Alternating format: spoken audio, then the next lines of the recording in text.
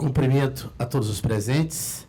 Gostaria de cumprimentar a nossa querida iniciante aqui, a Clementina Moreira Alves, pelo entusiasmo que ela sempre procede, faz e organiza esse fórum. Eu participei, tive o privilégio de participar do primeiro fórum, participando desse segundo. Então, Evelina, o seu entusiasmo nos encanta a todos e é com muita alegria, Clementina Moreira Alves, que eu estou aqui. Desculpa, eu misturei aqui porque eu estava aproveitando a oportunidade e fazendo uma consulta médica, doutora Armelinda, porque diabetes é uma coisa que perturba todos nós. Eu sou diabetes B e uma sumidade igual a doutora Armelinda que está do meu lado ali, eu estava fazendo uma consulta médica, aproveitando a oportunidade. Então, por isso que eu confundi aqui, viu, Clementina? Então, você repondo a situação, tá de parabéns pelo entusiasmo e todos que organizam esse fórum. Eu tenho muita alegria de estar podendo contribuir, estar podendo ajudar, estar podendo propiciar espaço e discussão para que aconteça. Estou muito satisfeito de ver hoje um público bastante jovem, bastante entusiasmado em participar dessa discussão, que é uma discussão que realmente traz dificuldades para todos nós, né? Então, é muito importante a gente estar se posicionando a respeito disso. Quero cumprimentar agora, sim, a doutora Ermelinda Pedrosa, ilustríssima senhora assessora da Sociedade Brasileira de Diabetes, né? Porque essa questão da diabetes, praticamente todos nós temos nas nossas famílias alguém, ou que adquiriu pelo estresse, pela vida difícil que hoje em dia todos nós praticamente estamos passando, ou porque adquiriu hereditariamente. Então, quer dizer, a diabetes realmente tem perturbado de sobremaneira as nossas vidas. Então, eu acho que a Associação Brasileira de Diabetes, e por isso é que eu te cumprimento primeiro na mesa, eu acho que por ser uma organização civil que vocês fazem, é muito importante o trabalho que vocês fazem, e conte com o meu apoio.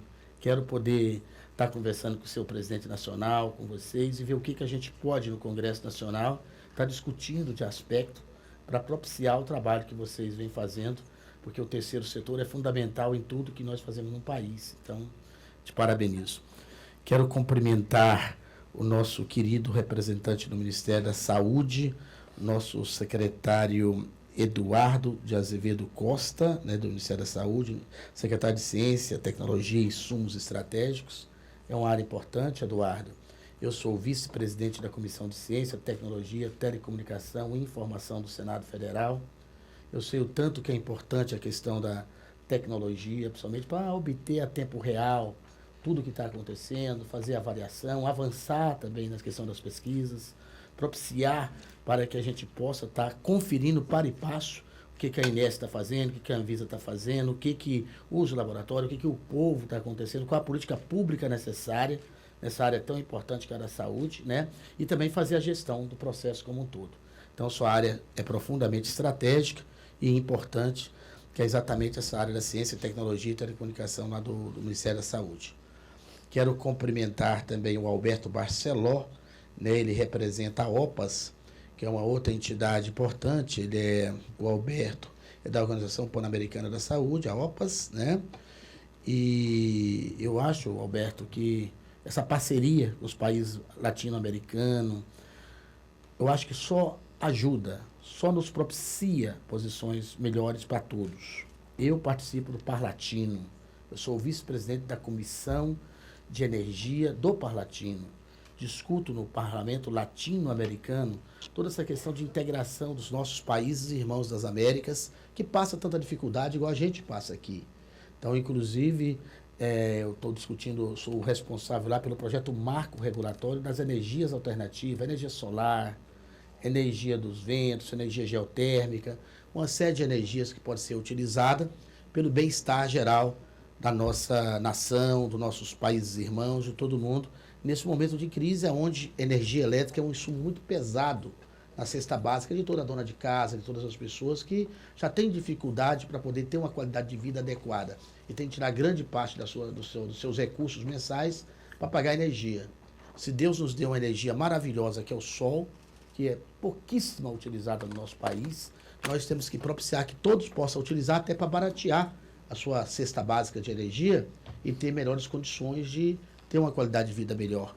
Então, fecho dizendo que a OPAS é uma parceira importante, Alberto, e por isso eu cumprimento e acho que é muito importante a presença de vocês aqui. Eu quero cumprimentar o Leopoldo Jorge Alves Neto, né? Ele é da Agência Nacional de Saúde Suplementar, a ANS. A ANS ela tem o dever de fiscalizar e o dever de regular os planos de saúde. Nós temos uma série de questões, uma série de problemas com relação a essa questão. Plano de saúde, que a hora que a gente vai querer adquirir o plano de saúde é bonzinho, faz tudo. Depois, quando a gente pagou, vai usar o plano de saúde, não pode ser atendido em nada. Praticamente nada daquilo que prometeu é cumprido. Então, eu acabei de protocolar uma CPI da Anatel sobre esse absurdo de querer limitar a banda larga de telefonia fixa e outras questões. E depois o diretor-geral da Anatel fragado no restaurante chique de Brasília, comemorando com o dono da NET e com os donos, com os diretores da Oi. E o nosso povo só se ferrando, pagando imposto altíssimo, enquanto a agência reguladora é para fiscalizar e para regular, fazendo o jogo dos adversários da nossa população brasileira. Então, eu acabei de protocolar ontem, com 45 assinaturas de senadores da República, uma CPI da NET. Estamos em via de ver uma CPI da ANS, se a ANS realmente não melhorar a ação que ela tem que fazer com os planos de saúde. Ou a ANS regula e realmente fiscaliza os planos de saúde para cumprir e fazer aquilo que é contratado de forma adequada, ou nós vamos chamar e explicar, porque todos os diretores da ANS, ou da Anatel, ou da Anvisa, tem que passar pelo Senado Federal para a gente aprovar e fazer uma sabatina. E não pode ficar lá fazendo o jogo do adversário. As agências reguladoras para fazer o jogo da política pública que o governo define para a população brasileira. Fiscalizar e regular para que isso seja cumprido. E nos planos de saúde realmente é uma vergonha. E nós vamos ter que rediscutir isso.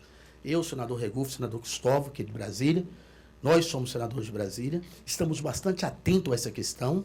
Eu vou agora ver essa CPI da Anatel, primeiro porque ela é urgente com relação a essa questão da banda larga, que a gente faz um contrato, depois não quer cumprir o contrato para poder fazer quem é o mais fraco, que é o consumidor, tem que pagar a conta. Tá certo? Então nós vamos chamar a Anatel a fazer as suas devidas explicações no Senado Federal. Tá? Graças à iniciativa do senador de Brasília, que sou eu, senador Hélio José, meu gabinete é o 19. Eu pedi para distribuir meu cartão para todos. Todos receberam meu cartão? Receberam? No meu cartão tem os meus 2 celulares, tem meu gabinete, que é o gabinete 19, que está de portas abertas à população do Distrito Federal, tá? Porque um senador da República representa o Estado. Por isso que o Estado brasileiro, o maior Estado, que é São Paulo, tem 3 senadores, o menor Estado, que é Roraima, tem 3 senadores da República. Mas eu não concebo um senador da República que representa o Estado, que não representa o povo que está dentro do Estado. Para mim, representar bem o Estado na questão da governança, na questão dos orçamentos, na questão das coisas necessárias para o Estado funcionar, eu tenho que estar representando o meu povo que está dentro do Estado. Tá certo? Por isso que me chama de senador do povo, e eu realmente não concebo um senador que não está com o nosso povo. Tá? Então, por isso que eu fiz questão de distribuir meu cartão a todos, para que, se vocês precisarem de alguma questão que nós possamos ajudar no Congresso Nacional, estamos às ordens, tá? Eu sou de Brasília mesmo, sou servidor público concursado do MPOG, fui servidor público concursado da Eletronorte 3 anos, depois concursado da SEB por 26 anos, que eu sou engenheiro eletricista, e atualmente eu estou há 10 anos no MPOG, prestando serviço exatamente no Ministério de Minas e Energia. Então, com essa autoridade de servidor público concursado, que eu estou colocando esse recado aqui para o nosso companheiro da ANS, mandar para os diretores da ANS, que vai ser os próximos que a gente vai fazer uma CPI se a coisa não melhorar nos planos da saúde. Tá certo? Eu espero que melhore. Já fiz esse discurso lá no Senado, estou só aqui dando mais um toque. Tá certo? Porque não dá para agências reguladoras que têm que fazer seu papel de regular e fiscalizar, ficar tergiversando com relação ao direito do povo. Tá? Então nós temos que pegar pesado nessa área. Você me desculpa, você não tem culpa nenhuma, Alberto ou Leopoldo, eu estou falando que é uma situação real do país. Né? A ANS fica lá no Rio de Janeiro, deveria estar em Brasília, acompanhando de perto a situação, até porque aqui é que nós fazemos a política, mas foi coisa da época da instalação. Eu acho que cumprimentei a todos da mesa, deixa eu repetir, vi aqui, doutora Hermelina, Leopoldo, Alberto, Eduardo e a doutora Clementina que nos antecedeu. Eu fiz um discurso recentemente sobre outra aberração, sobre outro absurdo. Eu sou pai de 4 filhos, tá? Meu filho mais novo tem 18 anos, minha filha mais velha tem 27. Faz medicina, inclusive, na ESCS, uma excelente universidade, que que a doutora Ermelinda teve o privilégio de ser uma das fundadoras e organizadoras aqui no Distrito Federal. Ela está fazendo o 5º ano de medicina lá, nesse momento está no Ciências Sem Fronteira, na Escócia, e meu filho tem 18, mais novo. Mas então eu não preciso tanto de pediatria, porque a pediatria é mais para as pessoas que, dos bebezinhos, né, do neném, e mais vai até 18 anos a pediatria. Mas a situação de pediatria no Brasil é uma aberração tão grande, tão absurdo, tão grande, que os hospitais, até os privados, estão fechando os prontos-socorro de pediatria, porque a pediatria da criança dá menos lucro do que as doenças nossas de idosos. Eu falo nossas porque eu já tenho 56 anos, eu sou de Brasília, tenho 56 anos, que é exatamente a idade da nossa cidade, né? Então, as crianças, ela não dá tanto lucro, igual nós, mais velhos um pouco, com gasto hospitalar. Então, as clínicas privadas, todas estão fechando a pediatria. Na pública, você já sabe o caos que é para a gente poder ser atendido. E criança, que muitas vezes que não tem nem condições de falar, porque é bebê, nós sabemos da importância da pediatria para todos nós não podemos admitir que a política pública tão importante como a pediatria continue dessa forma. Inclusive, um dos motivos que a gente vai estar discutindo com o presidente nacional da ANS, e se não mudar a situação, é exigir dos planos de saúde uma atuação realmente clara com relação à pediatria, que não quer atender as pessoas que pagam plano de saúde muitas vezes. Entendeu? Por causa dessa questão que eu estou falando, não dá tanto lucro. E as crianças não pedem para ficar doente. Fica doente porque são fraquinhas, tem virose, tem isso, tem aquilo, e a gente precisa do pediatra para nos atender a pronta hora e fazer as coisas que têm que ser feitas, né? Então, por isso que eu fiz essa questão. Indo aqui agora diretamente ao ponto. Já alguns recados foram dados. Eu faço parte da comissão do impeachment, tá? Estamos trabalhando muito no Congresso para ver se a gente põe novamente esse país nos eixos, nos rumos adequados. Eu não sei qual a posição de cada um individualmente, mas a minha posição é pela admissibilidade do impeachment. Quando a gente coloca admissibilidade, isso quer dizer que a presidente atual da República vai ser afastada até 180 dias, assume-se o vice-presidente da República nesse período, e nesse prazo a gente vai analisar toda a situação para depois votarmos se ocorre impeachment ou não, tá certo?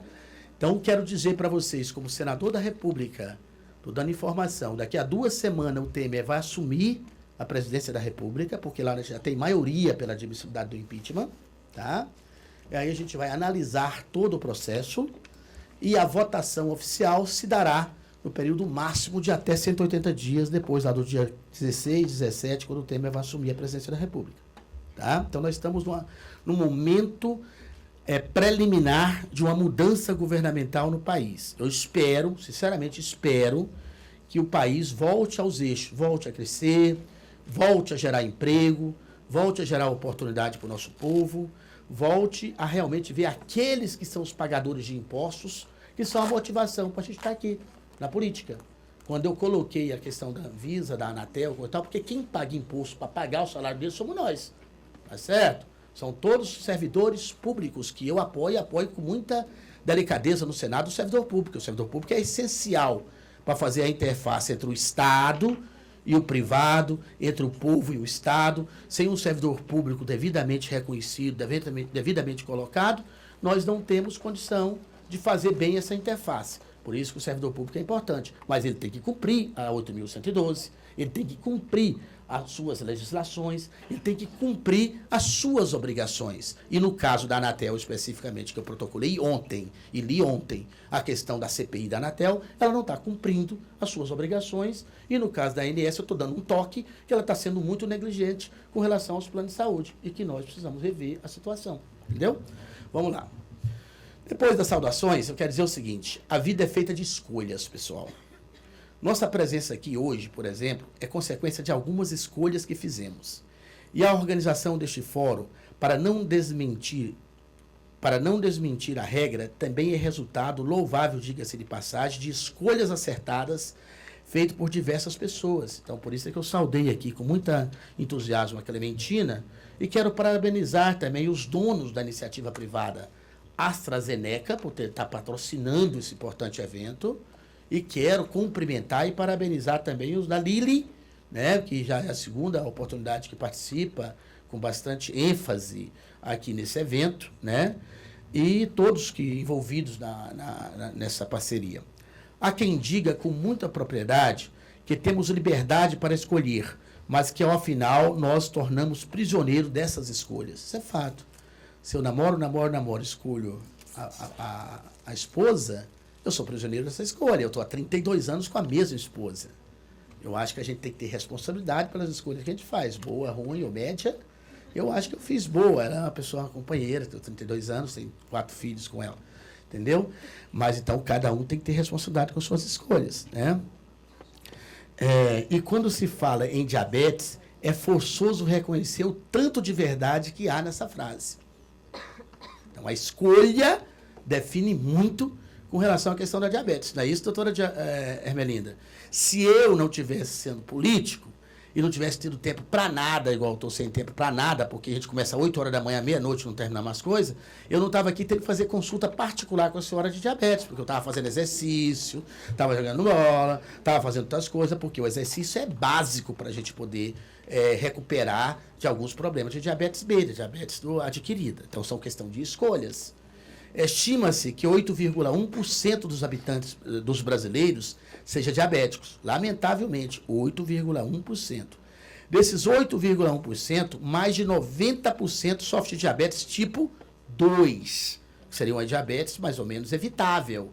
Se eu fazer exercício, se eu tenho alimentação regular, se eu realmente faço algumas atividades importantes para poder evitar essa diabetes, né? Segundo a Organização Pan-Americana de Saúde, né, a OPAS, que está ali representada, mais de 70% dos casos de diabetes do tipo 2 são causados por excesso de peso. Lamentavelmente, a gente tem, ao longo do tempo, aumentado o nosso peso, aumentado nossas gorduras inúteis. Eu, por exemplo, tive dois paralelos. Eu tive nos Estados Unidos e tive no Japão. Nos Estados Unidos, a gente come muita gordura, muito açúcar, muita coisa oleosa, né? A gente fica passando mal quase que o tempo inteiro.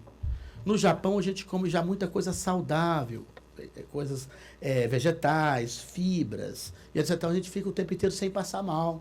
Um paralelo que eu pude fazer com tranquilidade, que eu passei quase 30 dias nos Estados Unidos e passei 15 no Japão agora, recentemente.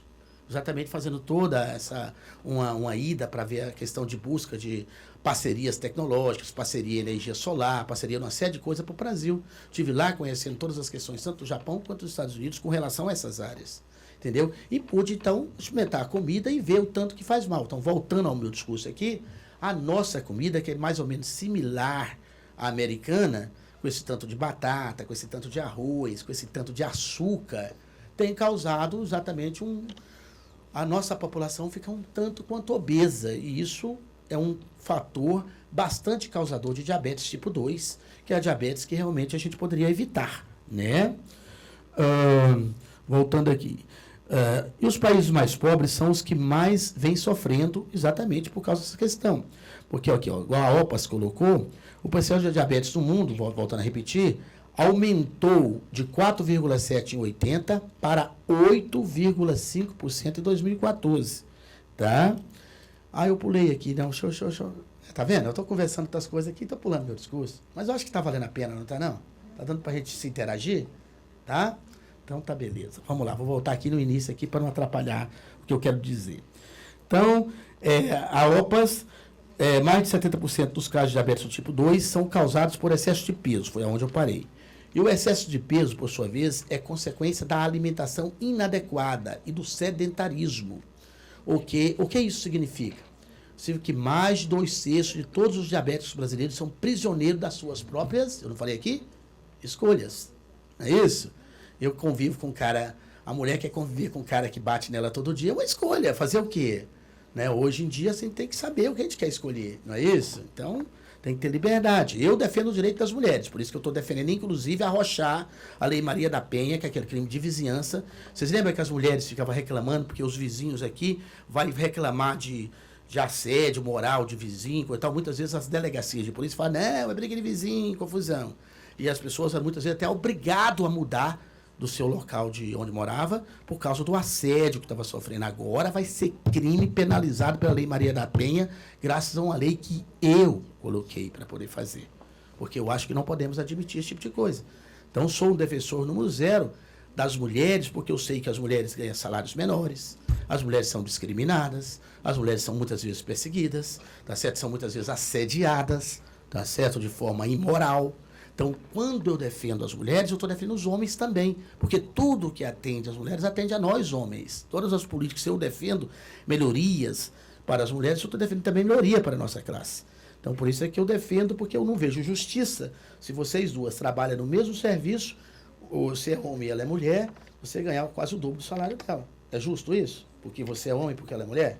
Não é. Isso ocorre em grande parte dos trabalhos brasileiros. Só não ocorre isso mais no serviço público. O serviço público, a Lei 8.112, obriga a tratar todos de forma igual. Mas vai na iniciativa privada para ver quanto ganha as mulheres e quanto ganham os homens, na maioria das vezes. Tem algumas que são exceção da regra.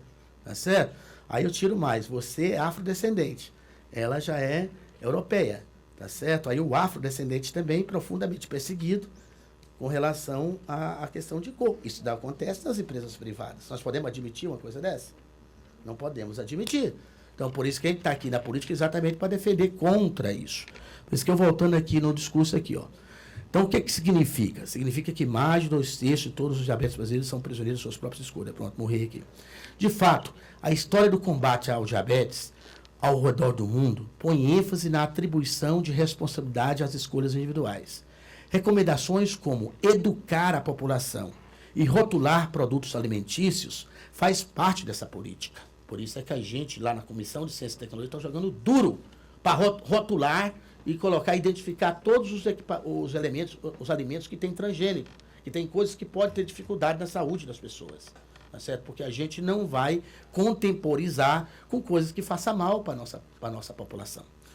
Quando a população é informada de que determinados alimentos são saudáveis e de que outros não são, é de que prática de atividades físicas é componente importante da promoção de saúde, ela é capaz de tomar decisões informadas e de fazer o quê? Suas melhores escolhas. Isso que eu estou colocando aqui, o negócio da escolha. Infelizmente, apesar de todos os esforços, os resultados positivos dessas políticas ainda não se fizeram notar.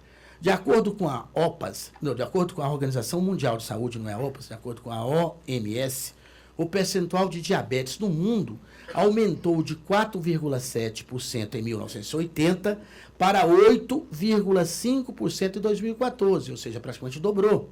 Isso é um absurdo. Imagina se continuar assim. Não é? Não podemos aceitar. E os países mais pobres são os que mais vêm sofrendo. Em 1975 e 2013, o número de brasileiros obesos triplicou de 75 a 2013. Então, isso é muita coisa. Atualmente, cerca de 1/5 de nossa população é obesa e mais da metade está acima do peso. Inclusive eu estou acima do peso. Acho que eu poderia perder uns 5 quilinhos aqui, que seria melhor para mim. Né? No rol dos problemas nacionais, passamos diretamente da desnutrição e obesidade, à obesidade, e das doenças infectoparasitárias às doenças crônicas não transmissíveis. Vocês entenderam esse finalzinho aqui? Pois é, a pessoa já tem a seguinte situação, tem uma parte que não come porque não tem dinheiro para comer, que passa necessidade, então a desnutrição, e tem outra parte que come de forma irregular, come coisas ruins, que é exatamente a obesidade. Está falando aqui que tem esse contraste no nosso país. E tem pessoas que são acometidas de doenças crônicas, que é a diabetes hereditária, coisa e tal, ou até a própria diabetes B, né? E outras crônicas não transmissíveis, e outras com a questão infecto-parasitárias, que é exatamente a dengue, a zika, esses outros problemas que têm causado tanto problema para nós todos, né? A situação dos beneficiários da Bolsa Família é um triste exemplo dessa dinâmica tão complexa quanto perversa. Os alimentos mais baratos que eles encontram nas prateleiras dos mercados são justamente os de maior teor calórico e de menor valor nutritivo, lamentavelmente. Tá? Vai comprar o produto mais barato, mas em compensação tem maior teor calórico e menor valor nutritivo. Vai fazer o quê? Obesidade nas pessoas.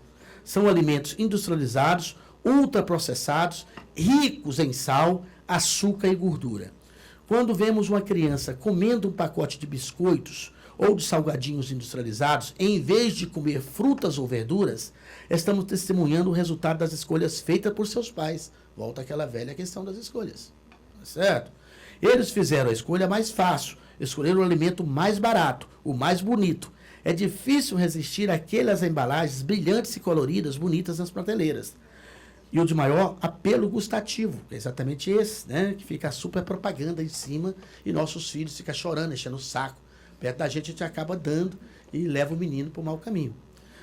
Segundo a diretoria da Organização Pan-Americana de Saúde, exatamente a OPAS, a senhora Carissa Etienne, segundo essa diretora, todos nós, agentes políticos, profissionais de saúde, sociedade civil, educadores, gestores públicos, assim por diante, nós precisamos fazer com que as escolhas mais fáceis sejam justamente as mais saudáveis.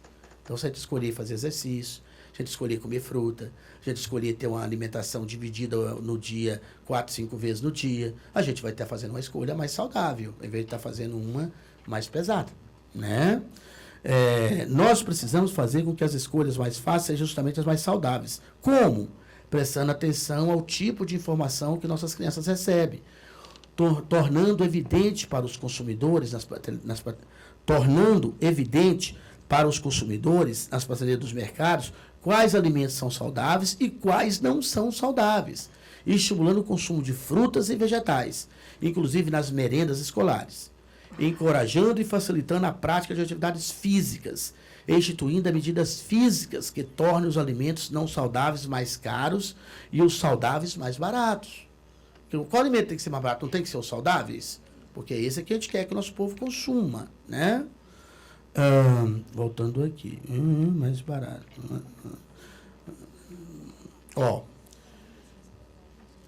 Quais são? Estimulando o consumo de frutas e vegetais, inclusive nas merendas escolares que eu falei, encorajando e facilitando a prática de atividades físicas e instituindo medidas fiscais que tornam os alimentos não saudáveis mais caros e os saudáveis mais baratos.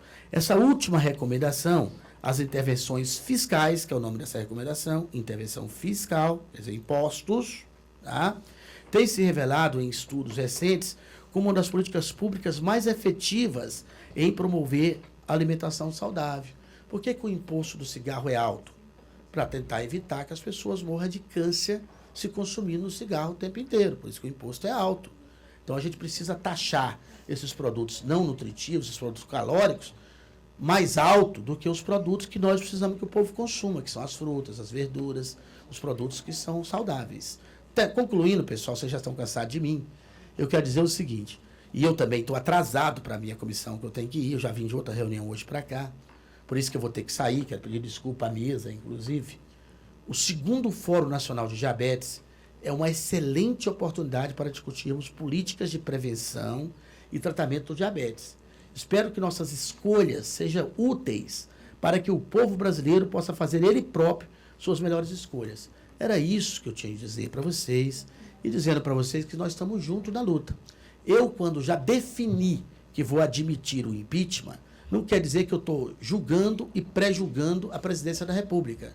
Vou analisar o processo e o meu voto sobre impeachment vai ser dado depois, lá no dia do julgamento, porque todo mundo aqui participa de julgamento, já viu juiz nenhum antecipa seu voto antes de fazer um julgamento. Então, dentro de uma análise lógica da situação, é que a gente vai dar o voto da gente lá no momento certo. A admissibilidade eu vou fazer em respeito à Câmara dos Deputados. A Câmara dos Deputados, a gente gostando ou não, com o deputado A, B, C e D, ela foi eleita pela população brasileira como um todo. São 513 deputados, votados em cada estado conforme a proporção da população, tá certo? Por isso que o maior estado, que é São Paulo, tem 72 deputados, o menor, que é Roraima, tem 8. E os demais são distribuídos pela proporção da população de cada estado. E quando ali, por mais de 2/3, admitiu o processo, eu acho que não cabe à instituição pública, Senado Federal, tá certo? Não respeitar a instituição pública, Câmara dos Deputados. E é exatamente por isso que eu vou votar pela admissibilidade do processo e não por fazer pré-julgamento antecipado de situação que ainda nós vamos analisar e espero poder fazer justiça no momento correto do meu voto, lá depois, quando a gente tiver que votar, daqui a 180 dias, quando vocês todos vão poder ver pela TV, ao vivo e a cores, e pode ter certeza que não vai ter senadores votando pela cachorrinha, pela mãezinha, nem por ninguém, não. Vamos ter votando por situações reais e necessárias em prol do nosso país, tá certo? Obrigado, um grande abraço a vocês. Conte comigo, estou no gabinete 19 da Alatel Tônio Vilela e parabenizo mais uma vez os organizadores desse fórum e dizer que sou entusiasta dele e o apoio sempre que tiver a meu alcance. Muito obrigado a todos. Obrigado.